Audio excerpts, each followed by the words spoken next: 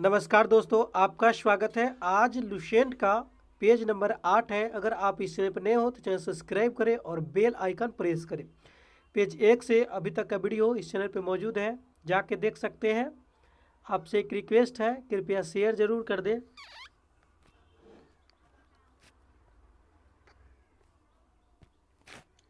धार्मिक जुलूस का प्रारंभ सबसे पहले बौद्ध धर्म द्वारा आरंभ किया गया।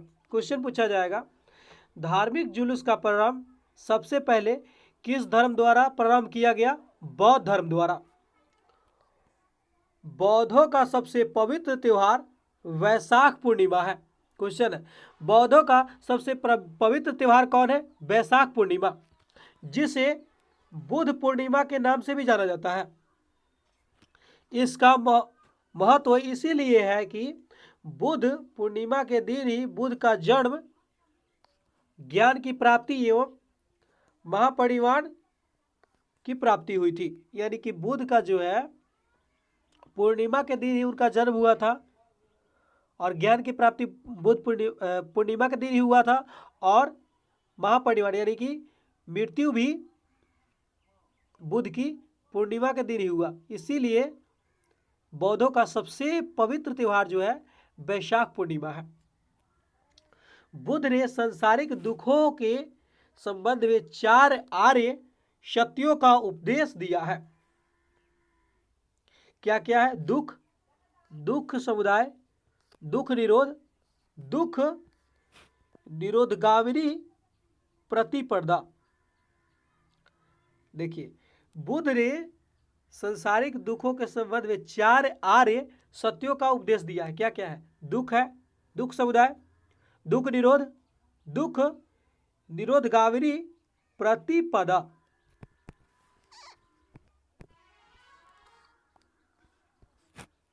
इन सांसारिक दुखों से मुक्ति हेतु बुद्ध ने अष्टांगिक मार्ग की बात कही है।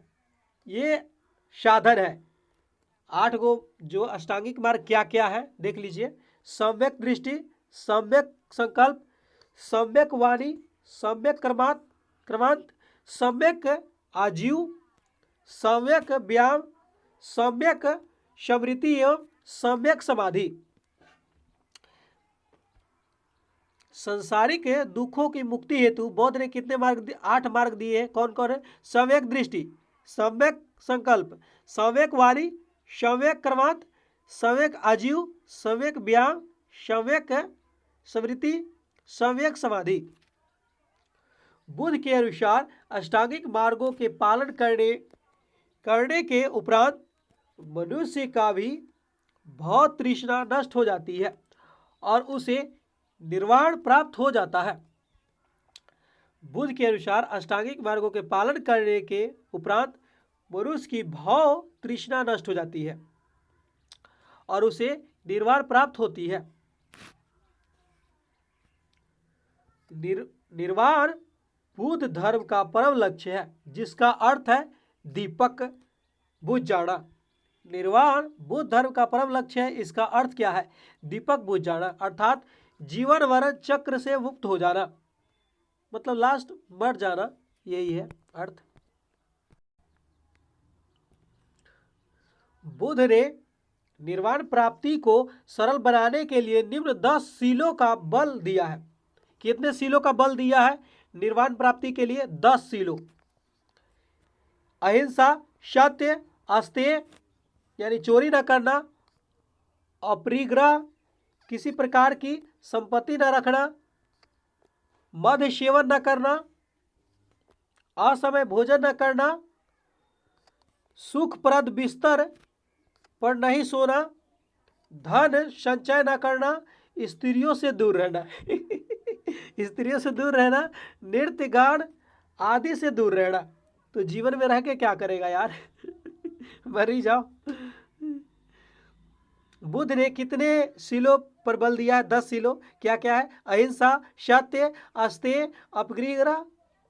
अपरिग्रह, और 5वां है मद्य सेवन न करना, असमय भोजन न करना, सुगंध बिस्तर पर न सोना, सुखप्रद बिस्तर पर न सोना, धन संचय न करना, स्त्रियों से दूर रहना और क्या है 10 नंबर नृत्य गान से दूर रहना। गृहस्थों के लिए केवल प्रथम 5 शील तथा भिक्षुओं के लिए 10 शीलों का मानना अनिवार्य है। मतलब जो गृहस्थ आदमी है उसके लिए 5 शील मानते हैं और जो भिक्षु है उसके लिए 10 शील मानना अनिवार्य है। बुद्ध ने मध्यम वर्ग का उपदेश दिया। मध्यमा प्रतिपद, बुद्ध ने मध्यम मार्ग का उपदेश दिया है। अनीश्वरवाद के संबंध में बौद्ध धर्म एवं जैन धर्म में समानता है। अनीश्वरवाद के संबंध में बौद्ध धर्म एवं जैन धर्म में समानता है। जातक कथाएं प्रदर्शित करती है कि बौद्धित्व का अवतार मनुष्य रूप में ही हो सकता है तथा पशुओं के रूप में भी। जातक कथाएं प्रदर्शित करती है कि बोधिसत्व का अवतार मनुष्य रूप में भी हो सकता है तथा पशु रूप में भी हो सकता है। बौद्धित्व के रूप में पुनर्जन्मों की दीर्घ श्रृंखला के अंतर्गत बुद्ध ने शाक्य मुनि के रूप में अपना अंतिम जन्म प्राप्त किया। इसके उपरांत मैत्रेय तथा अन्य अनाम बुद्ध अभी अपरिवर्तित होने शेष है। सर्वाधिक बुद्ध मूर्तियों का निर्माण गंधार शैली के अंतर्गत किया गया। क्वेश्चन पूछा जाएगा सर्वाधिक बुद्ध मूर्तियों का निर्माण किस शैली के अंतर्गत किया गया? गंधार शैली। लेकिन बुद्ध की प्रथम मूर्ति संभवतः मथुरा कला के उपरांत बनी थी। लेकिन यहाँ पे क्वेश्चन पूछा जाएगा बुद्ध की प्रथम मूर्ति संभवतः किस कला के अंतर्गत बनी थी? मथुरा कला। तिब्बत, भूटान एवं पड़ोसी देशों में बौद्ध धर्म का प्रचार पद्मसंभव ने किया। यानी किसने किया? पद्मसंभव ने किया, यानी गुरु ऋण 5 ने किया। इसका संबंध बौद्ध धर्म के वज्रयान शाख से था। इसकी 123 फीट ऊंची मूर्ति हिमालय पर्वत सिवालसर झील में है। जो बुद्ध की जो मृत्यु जो है 123 फीट ऊंची मूर्ति हिमाचल प्रदेश रेवालसर झील में है।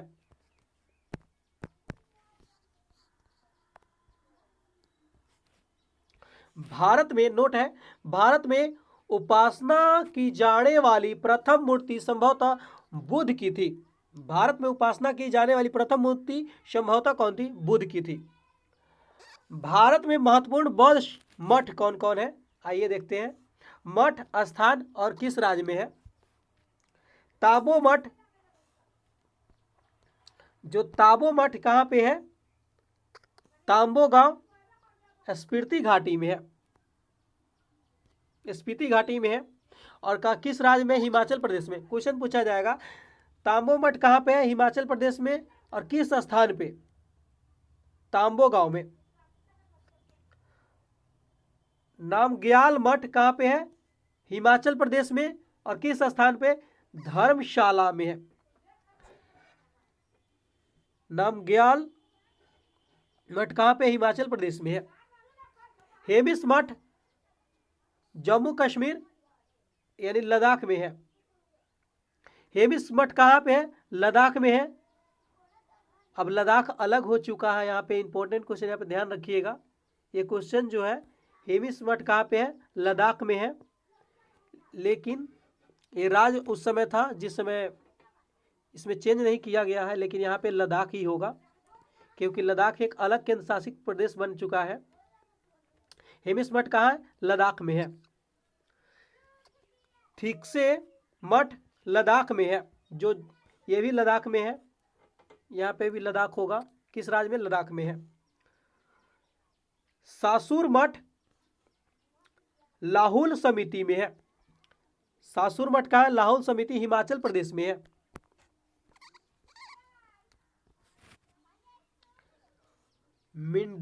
मिंड्रालिंग मठ देहरादून उत्तराखंड में है। मिंड्रालिंग मठ कहाँ है? देहरादून उत्तराखंड में है।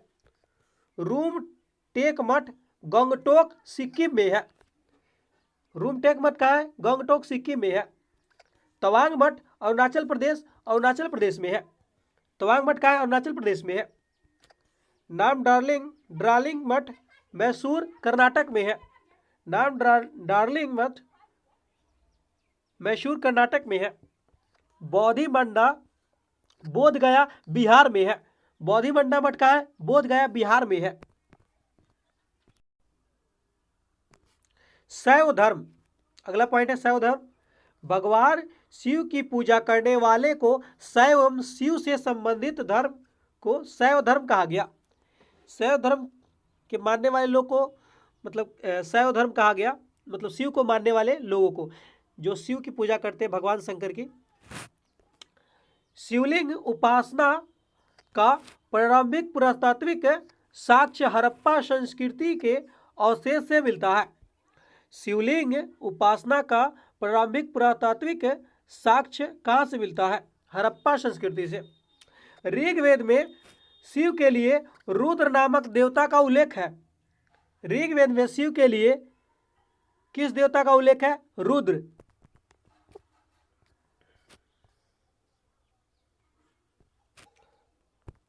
अथर्ववेद में शिव को भव, सौ, पशुपति एवं भूपति कहा गया। अथर्ववेद में शिव को क्या कहा गया? भव, सर्व, पशुपति, भूपति कहा गया। लिंग पूजा का पहला स्पष्ट वर्णन मत्स्य पुराण से मिलता है। लिंग पूजा का पहला स्पष्ट वर्णन कहाँ से मिलता है? मत्स्य पुराण से। महाभारत के अनुशासन पर्व से भी लिंग पूजा का वर्णन मिलता है। महाभारत के अनुशासन पर्व से भी लिंग पूजा का वर्णन मिलता है।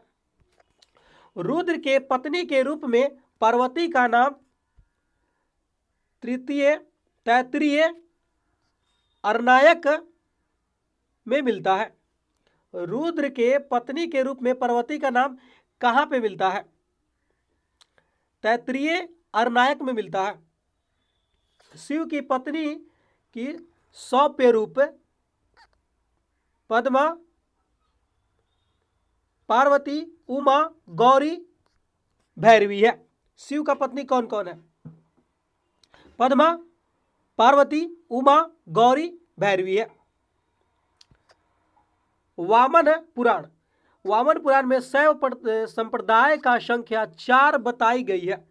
पशुपत, कपालिक, कालामुख, लिंगायत। वामन पुराण में शैव संप्रदाय के 4 बताई गई है। क्या क्या है? पशुपत, कपालिक, कालामुख, लिंगायत। पशुपत संप्रदाय शैवों का सर्वाधिक प्राचीन संप्रदाय है। इसके संस्थापक लकुलिस थे, जिन्हें भगवान शिव के 18 अवतारों में एक माना गया। पशुपत संप्रदाय शैवों का सर्वाधिक प्राचीन संप्रदाय है। पूछा जाएगा पशुपत संप्रदाय शिवों का सर्वाधिक प्राचीन संप्रदाय है। इसके संस्थापक कौन थे? लकुलिस, जिन्हें भगवान शिव के 18 अवतारों में से एक माना गया। लकुलिस को भगवान शिव के 18 अवतारों में से एक माना गया।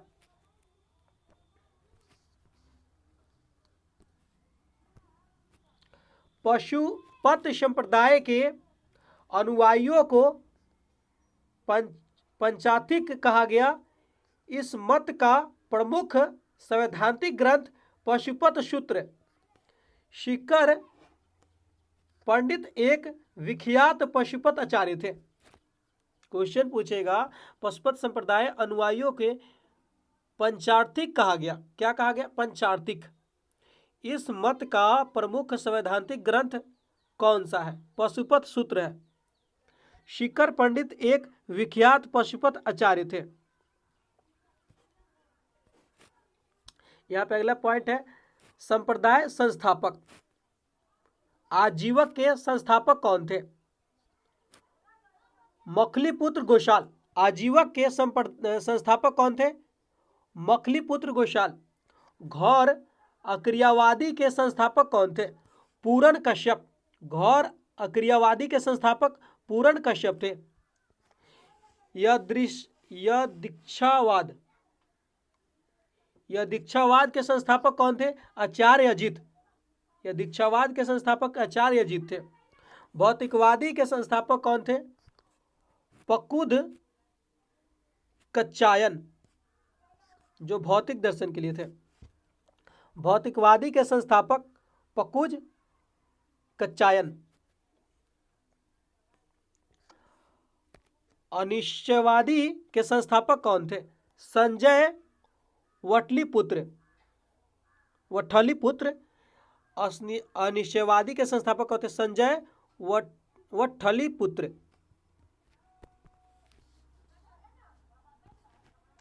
कपालिक संप्रदाय के इष्ट देव भैरव थे। इसके संप्रदाय का प्रमुख केंद्र श्रीशैल नामक स्थान था। यहां से क्वेश्चन पूछेगा, कपालिक संप्रदाय के इष्ट देव कौन थे? भैरव। और इस संप्रदाय के प्रमुख केंद्र कहां था? श्रीशैल।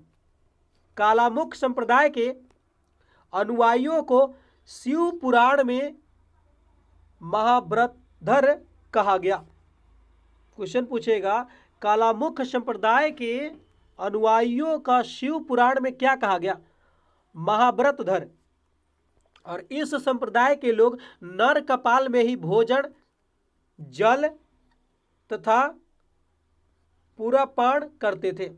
मतलब नर कपाल समझते हैं, नर का कपाल जो मत्था होता है उन्हीं में भोजन, जल, सूरापान करते थे। साथ ही अपने शरीर का चिंता भस्म मिलते थे।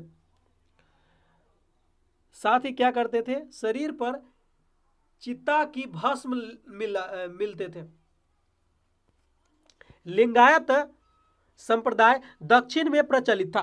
लिंगायत संप्रदाय कहां प्रचलित था? दक्षिण में। इन्हें जंगम भी कहा जाता है। इस संप्रदाय के लोग शिव की उपासना करते थे। लिंगायत संप्रदाय के लोग किसकी उपासना करते थे? शिव की। शून्य संप्रदाय लिंगायतों का मुख्य धार्मिक ग्रंथ है। शून्य संप्रदाय ने लिंगायतों का मुख्य धार्मिक ग्रंथ है।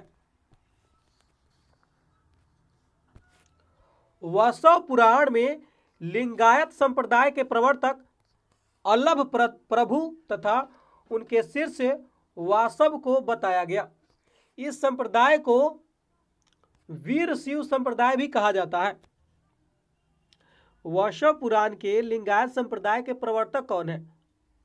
अल्लभ प्रभु तथा इनके शिष्य कौन थे? वासव को बताया गया। इस संप्रदाय का वीर शिव संप्रदाय भी कहा गया। 10वीं शताब्दी में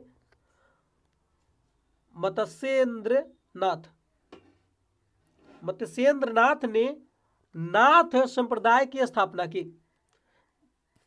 इस संप्रदाय का व्यापक प्रचार प्रसार बाबा गोरखनाथ के समय हुआ। 10वीं शताब्दी में मत्स्येंद्रनाथ ने नाथ संप्रदाय की स्थापना की। इस संप्रदाय के व्यापक प्रचार प्रसार बाबा गोरखनाथ के समय हुआ। दक्षिण भारत में शैव धर्म चालुक्य, राष्ट्रकूट, पल्लव, चोलों के समय लोकप्रिय रहा। दक्षिण भारत में शैव धर्म जो है किसके लिए लोकप्रिय रहा? चालुक्य, राष्ट्रकूट, पल्लव, चोलों के समय। पल्लव काल में शैव धर्म का प्रचार प्रसार नयनारों द्वारा किया गया। नयनार संतों की संख्या 63 बताई गई, जिसमें अपार, तिरुज्ञान, संबंधर, सुंदर मूर्ति आदि के नाम उल्लेखनीय है। क्वेश्चन पूछा जाएगा, पल्लव काल में शिव धर्म के प्रचार प्रसार नयनारों की संख्या कितनी थी? 63, जिसमें कौन कौन उल्लेखनीय है? अपार, तिरुज्ञान, संबंधर, सुंदर मूर्ति। एलोरा के प्रसिद्ध कैलाश मंदिर का निर्माण राष्ट्रकूटों ने कराया। एलोरा के प्रसिद्ध कैलाश मंदिर का निर्माण किसने कराया? राष्ट्रकूटों ने। यह पूछा गया प्रश्न है दोस्तों। चोल शासक राजराज प्रथम ने तंजौर में प्रसिद्ध राजराजेंद्र शैव मंदिर का निर्माण कराया, जिसे बृहदीश्वर मंदिर भी कहा जाता है। चालुक्य शासक राजराज प्रथम ने तंजौर में प्रसिद्ध राजराजेश्वर शैव मंदिर का निर्माण कराया, जिसे क्या कहा गया? बृहदीश्वर मंदिर के नाम से भी जाना जाता है। कुषाण शासकों की मुद्रा पर शिव एवं नंदी का एक हाथ अंकन प्राप्त होता है।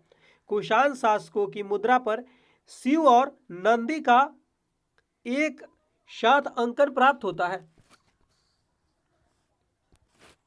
नोट: पशुपतिनाथ मंदिर नेपाल की राजधानी काठमांडू के 3 किलोमीटर उत्तर पश्चिम में बागमती नदी के किनारे देवपाटन गांव में स्थित एक शिव मंदिर है। नेपाल के धर्मनिरपेक्ष राष्ट्र बनाने से पहले यह मंदिर राष्ट्रीय देवता भगवान पशुपतिनाथ का मुख्य निवास माना जाता था। इस मंदिर परिसर में सन 1979 में यूनेस्को विश्व सांस्कृतिक विरासत स्थल के रूप में सूचीबद्ध किया गया। मुख्य मंदिर का निर्माण वास्तुकला की नेपाली पैगोडा शैली में हुआ। पूछा जाएगा पशुपतिनाथ मंदिर का निर्माण किस शैली में हुआ? पैगोडा शैली में। और यह कब बनाया गया? यूनेस्को की सूची में कब विरासत स्थल के रूप में सूची में बद्ध किया गया? 1979 में। वैष्णव धर्म। वैष्णव धर्म के विषय में प्रारंभिक जानकारी उपनिषदों से मिलती है। वैष्णव धर्म की प्रारंभिक जानकारी कहाँ से मिलती है? उपनिषद से। इसका विकास भागवत धर्म से हुआ। नारायण के पूजन मूलतः पंचरात्र कहे जाते हैं।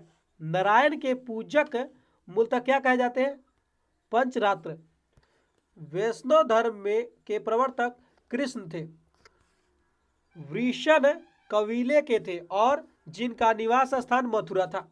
क्वेश्चन पूछा जाएगा वैष्णव धर्म के प्रवर्तक कौन थे? कृष्ण, जो वृषण कबीले के थे और इनका निवास स्थान क्या था? मथुरा था।